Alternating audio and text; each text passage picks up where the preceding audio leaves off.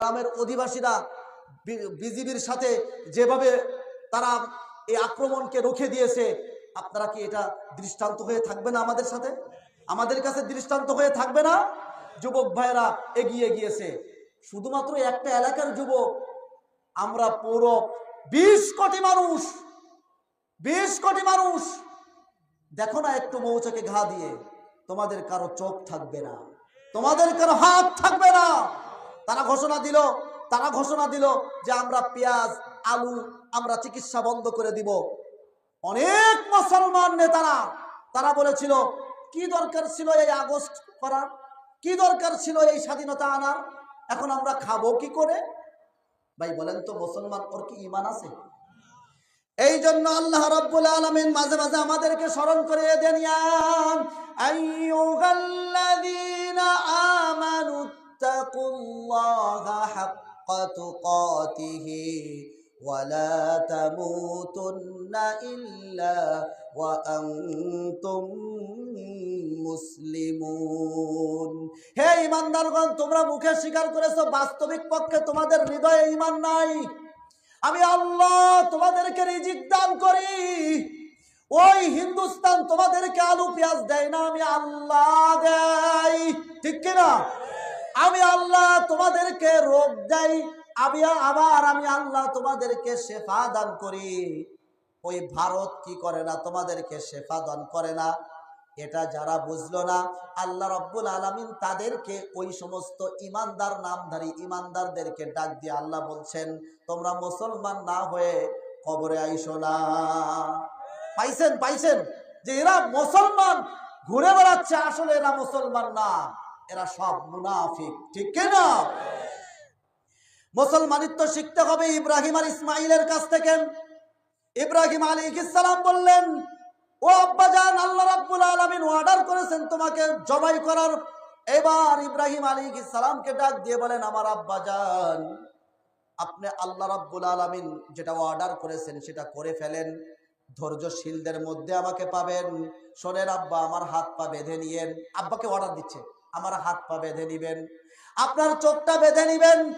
কেন সন্তান, আমার চোখ বেঁধে তোমার হাত পা বাঁধবো কেন? আব্বা, যখন আমার কলিজায় আমার গলায় যখন ছুরি চালাবেন, হয়তো আপনি আমার চোখের দিকে তাকালে আপনি ছুরি চালাতে পারবেন না, আল্লাহর অর্ডার পালন করতে দেরি হয়ে যাবে।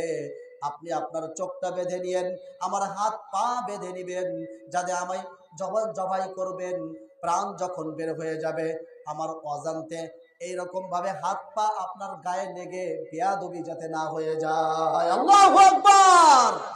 ইসমাইল আলাইহিস সালাম, যুবক ভাইরা স্মরণ রাখো, ইসমাইল আলাইহিস সালামের মতো আল্লাহর আদেশ, আল্লাহু আকবার যখন মসজিদে আযান হয়ে যাবে, যত আড্ডায় তুমি থাকো, যত জায়গায় তুমি থাকো, সব আড্ডাকে এরকম ছুঁড়ে ফেলেন, আল্লাহু আকবার আযান যখন মসজিদে হয়ে যাবে, ইসমাইল আলাইহিস সালামের মতো আল্লাহু আকবারের সামনে তোমার মাথাটা নিচু করে দিবে, সমস্ত কাজকে তুমি পিছে ফেলে তোমার ওই রকম পাগল বন্ধু, মাতাল বন্ধুকে লাথি মেরে ফেলে তুমি মসজিদ পানে ছুটে যাবে। আল্লাহর কসম, তোমাকে আল্লাহ রাব্বুল আলামিন ইসমাইলের সাথে হাসর দিয়ে দিবেন। যুবক ভাইরা, আরেকটা পরীক্ষা তোমার জীবনে আসবে, বলবো শেষ করে দিব? একটা ঘটনা বলতে দেবেন আমারে? যুবক ভাইদের জন্য লাস্ট মেসেজ, একবার লাস্ট মেসেজ দেবো। যুবক ভাইরা খুব কান খাড়া করো, এই পয়েন্টটা তোমরা এই পয়েন্টে ঠিক থাকতে পারো না, এই পয়েন্টটা তোমাদেরকে একটু জানতে হবে। যুবক ভাইরা, এই পয়েন্টটা তোমরা ঠিক থাকতে পারো না, তোমাদের যৌবনের টকবগে এই রক্ত তোমাদেরকে ঠিক থাকতে দেয় না যখন পাশে কোনো সুন্দরী নারী হেঁটে যায়, ঠিক কিনা? যখন পাশের বেঞ্চে কোনো সুন্দরী মেয়ে বসে, তোমার মাথা ঠিক নাই কেন? এটা তোমার নেচার, এটা একটা যুবকের নেচারই এরকম, এটা একটা যৌবনের একটা উদ্দীপনা। এই জন্য আল্লাহ বলেছেন, কুল্লিল মুমিনিনা ইয়াগুদ্দু মিন আবসারিহিম, তোমার চক্ষুকে পরনারী থেকে তুমি নিচু করে রাখো, তোমার চক্ষুকে পরনারী থেকে তুমি নিচু করে রাখো। আবার নারীদেরকেও বলেছেন ওয়াকুল্লিল মুমিনাতি ইয়াগদুদনা মিন আবসারিহিন্না, ও নারীরা, ও যুবতীরা, তোমার চোখ তুমি নিচু করে রাখো, তাহলে তোমাদের এই যৌবন হেফাজতে থাকবে, তোমাদের এই যৌবন হেফাজতে থাকবে, তোমাদের বয়সটা হেফাজতে থাকবে। আল্লাহ রসুল বলেছেন যে ব্যক্তি দুইটা গোষ্ঠের টুকরার গ্যারান্টি দিতে পারবে, আমি সেই যুবকের জন্য জান্নাতের গ্যারান্টি দিয়ে দিলাম। আল্লাহ রসুলকে প্রশ্ন করলাম, ইয়া রাসূল আল্লাহ, ইয়া হাবিব আল্লাহ, কোন দুইটা গোষ্ঠের টুকরা? আল্লাহ রসুল বললেন, দুই চোয়ালের মাঝে এই গোষ্ঠের টুকরা, আর দুই রানের মাঝে লজ্জাস্থানের গোষ্ঠের টুকরা। যে যুবক এই দুইটা টুকরা গোষ্ঠের টুকরার হেফাজত সে নিতে পারবে, আমার আল্লাহর রসুল বিশ্বনবী সাল্লাল্লাহু আলাইহি ওয়াসাল্লাম তার ব্যাপারে জান্নাতের গ্যারান্টি দিয়ে গিয়েছেন। যুবক ভাইরা, এই পরীক্ষা তোমার সামনে আসবে, তখন তুমি কার কথা স্মরণ করবা জানো? তোমাকে শোনাই শোনো, বলবো, শুনবেন, বলবো। আল্লাহ রাব্বুল আলামিন কোরআনে কারীমের মধ্যে সম্পূর্ণ ঘটনা, পুরা জীবনী কোন নবীর বর্ণনা করেন নাই, কোন নবীর পুরা জীবনী বর্ণনা করেন নাই। অল্প অল্প যখনই যে সময় যে ঘটনা লেগেছে, মুসা আলাইহিস সালামের ঘটনা সব থেকে বেশি বর্ণনা করেছেন, কিন্তু লাগাতার বর্ণনা করেন নাই। যখনই নবীকে সান্ত্বনা দেওয়ার কোনো একটা সময় এসেছে, তখনই আল্লাহ কোনো একটা কাহিনী, মুসা আলাইহিস সালামের কোনো একটা কাহিনী উল্লেখ করেছেন। কিন্তু বলেন তো, একজন নবী যে নবীর ঘটনা শুরু থেকে শেষ পর্যন্ত আল্লাহ রাব্বুল আলামিন পবিত্র গ্রন্থ কোরআনে কারীমের মধ্যে উল্লেখ করেছেন, তার নাম কি? হয়নি। একজন নবীর ঘটনা পুরা উল্লেখ করেছেন লাগাতার।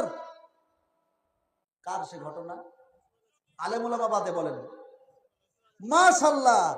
কে বলেছেন এখানে? আল্লাহু আকবার। আল্লাহ আপনার হায়াতের মধ্যে বরকত দান করুক, ইলমের মধ্যে বরকত দান করুক। সূরা ইউসুফ।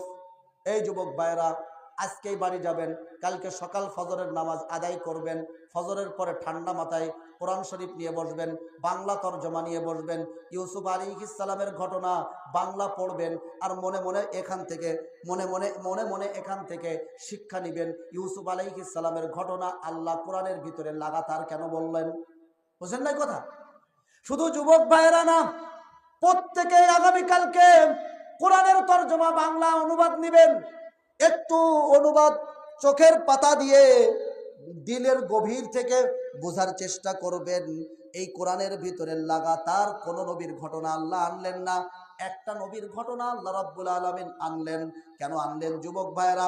আপনাদেরকে বলি, হযরত ইয়াকুব আলাইহিস সালাম, ইব্রাহিম আলাইহিস সালামের সন্তানের নাম ইসহাক আলাইহিস সালাম। সারার গর্ভে জন্ম নিয়েছে ইসহাক আলাইহিস সালাম। বাড়ি হলো সিরিয়ায় থাকতো সারা। এই সারার গর্ভে জন্ম হলো ইসহাক, ইসহাকের ঘরে জন্ম হলো ইয়াকুব। ইয়াকুবের কয়েকজন বিবি ছিল, এই বিবিদের মাধ্যমে 12 জন সন্তান। কয়জন সন্তান? আরো জোরে বলেন। 12 জন সন্তান জন্ম নিয়েছে, 12টা ছেলে একটা মেয়ে। এই 12টা ছেলের মধ্যে 2টা ছেলে, একজনের নাম ইউসুফ, আরেকজনের নাম বিনিয়ামিন। এই 2 ছেলে, এই 2টা সন্তান এক মায়ের গর্ভে। মা মারা গেছেন, মায়ের নাম হলো রাহেলা। মায়ের নাম কি? রাহেলা। এই রাহেলার গর্ভে 2টা সন্তান জন্ম নিয়েছে, একজনের নাম হলো ইউসুফ। বিশ্বনবী সাল্লাল্লাহু আলাইহি সাল্লাম মেরাজের রজনীতে তৃতীয় আসমানে উঠলেন, জিবরাইল আলাইহিস সালাম পাশে। তৃতীয় আসমানে উঠে এমন সুন্দর একটা যুবককে দেখতে পেলেন। বিশ্বনবী সাল্লাল্লাহু আলাইহি সাল্লাম হতবাক হয়ে গেলেন, এমন যুবকের চেহারা তো আর কোনোদিন দেখে নাই। বিশ্বনবী সাল্লাল্লাহু আলাইহি সাল্লাম জিবরাইলকে জিজ্ঞাসা করলেন, এই লোকটা কে? জিবরাইল আলাইহিস সালাম বললেন, এই লোকটাই হলো হযরত ইউসুফ আলাইহিস সালাম। আল্লাহ রাব্বুল আলামিন পুরা দুনিয়ার সৌন্দর্যকে অর্ধেক করলেন, একটা অর্ধেক আল্লাহ রাব্বুল আলামিন পুরা দুনিয়া সাজালেন, আর এক অর্ধেক গিয়ে যাকে সাজালেন তিনিই হলেন হযরত ইউসুফ আলাইহিস সালাম। আল্লাহু আকবার। ইউসুফ আলাইহিস সালাম হাঁটি হাঁটি পা পা করে একটু বড় হচ্ছেন। কিছুদিন পর ইউসুফ আলাইহিস সালাম একটা স্বপ্ন দেখলেন। এই স্বপ্নটা হলো 11টা নক্ষত্র, চন্দ্র, সূর্য তাকে সেজদা করতেছে। আল্লাহ রাব্বুল আলামিন ঘটনাটা এভাবে বলতেছেন, ইয ক্বালা ইউসুফু লিআবিহি ইন্নী রাআইতু আহাদা আশারা কাওকাবান ওয়াশ-শামসা ওয়াল কামারা রাআইতুহুম লি সাজিদিন। আব্বা ইয়াকুব আলাইহিস সালামকে বলছেন, আব্বা আমি স্বপ্নের মধ্যে দেখলাম ছোট্ট শিশু, কেবল তরুণ কিশোর কিশোর কিশোর এই ইউসুফ আলাইহিস সালাম স্বপ্ন দেখতেছেন 11টা নক্ষত্র, চন্দ্র, সূর্য তাকে সেজদা করতেছে। আব্বার সামনে বললেন, আব্বা বুঝে ফেললেন আমার পরবর্তী জেনারেশনে যে ব্যক্তি নবী হবে সেই হলো এই ইউসুফ। ইউসুফ আলাইহিস সালামের ব্যাপারে তার আব্বা জানতেন বাকি যে 10 ভাই সৎ ভাই তার হিংসা করে। আব্বা বললেন, না না, তোমরা ওই 10 ভাইকে বলবে না, তুমি ওই 10 ভাইকে স্বপ্নের কথা বলবে না। খেলার ছলে একদিন ইউসুফ বললেন, ও ভাইয়েরা, আমি নাকি একটা স্বপ্ন দেখেছি, এই স্বপ্নটা আবার আব্বা আপনাদেরকে বলতে নিষেধ করেছে। ভাইয়েরা হতবাক, কি রে, বল বল বল, স্বপ্নটা বল। ভাইয়েরা এবার ইউসুফ আলাইহিস সালাম মনের অজান্তে ছোট বাচ্চা স্বপ্নটা বলে ফেললো। বড় ভাইয়েরা বুঝে ফেললো। বড় ভাইয়েরা এবার পরামর্শ গোল মিটিং করলো। সংক্ষিপ্ত আকারে বলতেছি, অনেক লম্বা কাহিনী আপনারা সবাই জানেন। এবার গোল মিটিং পরামর্শ, ইউসুফকে রাখা যাবে না। যদি ইউসুফকে রাখা হয় তাহলে আব্বা আমাদেরকে মোহাব্বত করবে না। ইউসুফ আলাইহিস সালামকে কি করা যায়? এবার সকলে পরামর্শ নিয়ে, একজনের নাম ছিল শামউন, সে বলল একে হত্যা করা হোক। আরেকজন বড় ভাই নাম হলো রুবেল, বড় ভাই বলল না না, একে হত্যা করার দরকার নাই, কোন এক কূপের মধ্যে, জঙ্গলের মধ্যে একটা কূপের মধ্যে নিক্ষেপ করে কিভাবে আব্বার কাছ থেকে নিতে হবে। সবাই গেল আব্বার কাছে, বললো আব্বা আমরা তো 10 জন যুবক ভাই, 10 জন যুবক ভাই, আমাদের সাথে আপনি ইউসুফকে পাঠান না কেন? আপনি ইউসুফকে পাঠান। ক্বালু লা ইন আকালাহু যিবু ওয়া নাহনু উসবা। ইয়াকুব আলাইহিস সালাম বললেন, আমার ভয় হয় তোমরা অন্যদিকে মনোযোগ থাকবে, ইউসুফকে কোনো এক নেকড়ে বাঘে খেয়ে ফেলবে। ভাইয়েরা বলল, ক্বালু লা ইন আকালাহু যিবু, যদি নেকড়ে বাঘে ইউসুফকে খেয়ে ফেলে, অথচ আমরা যুবক, 10 জন যুবক ভাই, আপনি আমাদেরকে কি পাগল মনে করেছেন? এইবার ইউসুফকে নিয়ে চলে গেল। ইউসুফকে নিয়ে যাওয়ার সময় আস্তে আস্তে আস্তে আস্তে জঙ্গলের মধ্যে যাচ্ছে। এইবার ইউসুফকে মারধর শুরু করেছে, ভীষণ ভাবে ভাইয়েরা আঘাত করতেছে। ইউসুফ খালি কান্দে আর চিৎকার করে, আমাকে কেন মারো? ভাই মারি কারণ তোর বাপ তোরে বেশি ভালোবাসে। কেন? হিংসা আছে আমাদের সমাজে? এরকম হিংসা আছে না নাই? হ্যাঁ, হিংসা আমাদের সমাজে। গতকালকের হাদিস, আল্লাহ রসুল বলেন, শবে বরাতের দিন আল্লাহ রাব্বুল আলামিন প্রথম আসমানে চলে আসেন। ইয়াগফিরুল্লাহু লিজামিই খালকিহি, আল্লাহ রাব্বুল আলামিন तमाम মাখলুকাতকে maaf করে দেয়, ইল্লা লিমুশাহিন আও মুশরিকিন, শুধুমাত্র হিংসুককে আর মুশরিককে maaf করে না। হিংসা এটা মানুষের এমন একটা গুনাহ। হিংসা হলো একটা আগুন, এই গুনাহটা হলো একটা আগুন। এই আগুনে তার যাবতীয় নেক আমল পোড়ায়ে ভস্ম করে দেয়। হিংসা যার ভিতরে সামান্য পরিমাণ আছে সে জান্নাতে প্রবেশ করবে না। ভাইয়েরা হিংসা করলো, মেরে তাকে কূপের মধ্যে নিক্ষেপ করলো। কূপের মধ্যে পড়তেছেন আর ইউসুফ আলাইহিস সালাম দেখতেছেন আমার আব্বা নাই। আল্লাহর দিকে মনোযোগ হয়ে আল্লাহকে ডাক দিয়ে বললেন, আল্লাহ। সবাই বলেন আল্লাহ। আল্লাহ রাব্বুল আলামিন জিবরাইলকে ডাক দিয়ে পাঠিয়ে দিয়ে বললেন, যাও যাও। জিবরাইল ইউসুফ আলাইহিস সালাম আমার দোস্ত ইউসুফকে কূপের মধ্যে ফেলাচ্ছে। আমার নবী কূপের মধ্যে পানির মধ্যে ডুবে যাবে, যাও একটা পাথর নিয়ে যাও, পাথরটা ওই কূপের উপরে দাও। কূপের উপরে, পাথরের উপরে ইউসুফ আলাইহিস সালাম কয়েক রাত্র কাটালেন।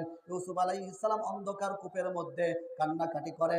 আল্লাহ রাব্বুল আলামিন বললেন, ওয়া আউহা ইলাইহি লাতুনাব্বিআন্নাহুম বিআমরিহিম হাযা ওয়া হুম লা ইয়াশউরুন। যুবক ভাইরা খুব খেয়াল করেন, কোন বিপদে যদি ধৈর্য ধারণ করেন, আল্লাহ রাব্বুল আলামিন এই বিপদ থেকে আপনাকে উদ্ধার করবে না, শুধু করবে না, যদি ধৈর্য ধারণ করেন, অবিচল থাকেন আল্লাহর হুকুমের উপরে, আল্লাহ রাব্বুল আলামিন এই ধৈর্য থেকে আপনাকে বিপদ মুক্তিত করবেনই করবেন, আপনার নামটা ইতিহাসের পাতায় লিখে দিবেন। সুবহানাল্লাহ। ইব্রাহিম, শেষ করে দেব আর অল্প একটু বলে শেষ করে দিয়ে যুবক ভাইরা, ইউসুফ আলাইহিস সালাম কি হলো? কূপের মধ্যে থেকে ইউসুফ আলাইহিস সালাম এবার এক কাফেলার সাথে কূপ থেকে উঠে গেল, উঠে মিশরে যাওয়ার পরে মিশরের দ্বিতীয় সেকেন্ড পজিশন আজিজে মিসর, তার ঘরে লালিত পালিত হতে শুরু করলো। তার বিবি নাম কি? জুলাইখা। এই বিবির সাথে, বিবি হলো বিশ্ব সুন্দরী তখনের, এই জুলাইখার ইউসুফ আলাইহিস সালামের সৌন্দর্য, ছোট্ট ইউসুফ আসছে আস্তে আস্তে তার ঘরেই সেই লালন পালন করে আস্তে বড় করেছে। একটা সময় এই যুবক ভাইরা, আপনাদের যৌবনের পরীক্ষা আসতে পারে ইউসুফের মতো, প্রত্যেকটা সেকেন্ডে যৌবনের পরীক্ষা আসতে পারে। আপনি এই মোবাইল চালাবেন, এই মোবাইলের মধ্যেই যৌবনের পরীক্ষা আপনার আসতে পারে। ফেসবুক চালাবেন, বিভিন্ন সময় বিভিন্ন উলঙ্গ ছবি আপনার সামনে আসতে পারে, যৌবনের পরীক্ষা। কোনো সময় দেখবেন বিভিন্ন নারীরা আপনাকে বিভিন্ন সময় বিভিন্ন জাল বুনবে, নারীরা আপনার দিকে, নারীরা বিভিন্ন সময় বিভিন্ন চিঠি, বিভিন্ন মেসেজ, বিভিন্ন চ্যাট করতে চাইবে। আপনাকে এই যৌবনের পরীক্ষা দিতে হবে। ইউসুফ আলাইহিস সালামের মতো এই যৌবনের পরীক্ষায় আপনাকে উত্তীর্ণ হতেই হবে। ঠিক কিনা যুবক ভাইরা? ইউসুফ আলাইহিস সালাম যুবক বয়সে পৌঁছে গেলেন, জুলাইখার ভালো লেগে গেল, যৌবনের পরীক্ষা ইউসুফের শুরু হয়ে গেল। ইউসুফ আলাইহিস সালামকে একেবারে নিকটে পেতে ইউসুফ আলাইহিস সালামকে জুলাইখা তার দাসীর মাধ্যমে ঘরের মধ্যে আনলেন। এমন একটা ঘর জুলাইখার, সেখানে পৌঁছাতে 7টা দরজা লাগে। এই 7টা দরজা বন্ধ করে দেওয়া হলো। ইউসুফ আলাইহিস সালাম ভিতরে ঢুকলেন। ইউসুফ আলাইহিস সালাম বললেন, আমি আল্লাহকে ভয় করি। কাকে?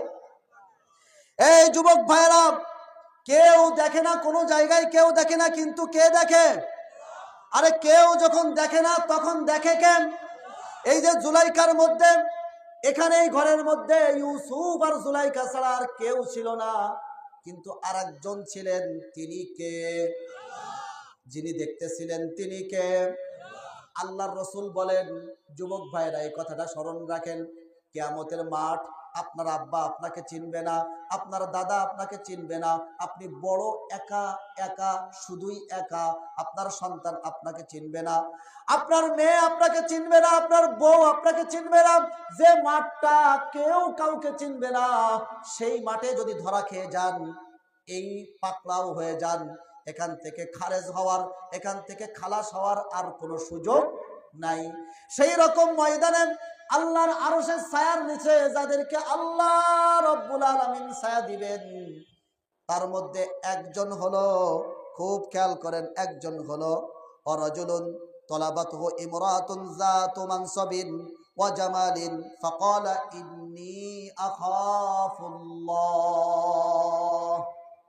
ও যুবক ভাইরা, আল্লাহ রাব্বুল আলামিন 7 শ্রেণীর মানুষের ছায়ার দিবেন, তার আরশের নিচে ছায়া দিবেন, মেহমানদারি করাবেন। এর মধ্যে এক শ্রেণীর নাম হলো ওই যুবক যে যুবককে কোন সুন্দরী, রূপবতী, গুণবতী, ষোড়শী, কোন সম্ভ্রান্ত কোন নারী তাকে আহ্বান করেছে খারাপ দিকে, প্রেমের দিকে আহ্বান করেছে, তাকে প্রেমের ফাঁদে ফেলাতে চাই, তাকে খারাপ কাজে ফেলাতে চাই। কোন নারী সুন্দরী, ষোড়শী, যুবতী এবং বংশীয় নারী, এতগুলো গুণ তার আছে, কিন্তু যুবক ডাক দিয়ে বলে, ও নারী, ও মেয়ে, ইন্নী আখাফুল্লাহ। আল্লাহু আকবার। ও নারী, ও মেয়ে, তুমি তো ভয় করো না, আমি যাকে ভয় করি তিনি হলেন আমার আল্লাহ, সুতরাং এই কাজে আমি যাব না। আল্লাহ তাআলা বলেন, কোন যুবক যদি এমন পরীক্ষায় উত্তীর্ণ হতে পারে, আমি ইউসুফ আলাইহিস সালামের মতো তাকে ইউসুফের সাথে জান্নাত দিয়ে দিব। সুবহানাল্লাহ। একের পর এক জুলাইখা একের পর এক এইবার তাকে আহ্বান করতে লাগলো। ইউসুফ আলাইহিস সালাম আহ্বানে সাড়া দিলেন না। ইউসুফ আলাইহিস সালাম বললেন, আমি ইন্নী আখাফুল্লাহ, আমি আল্লাহকে ভয় করি। তারপরেও জুলাইখা কাপড় চোপড় খুলে তাকে আহ্বান করতে লাগলো।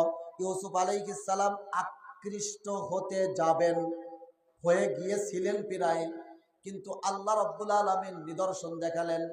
কোরআনে কারীম সেটা বর্ণনা করেন কিভাবে?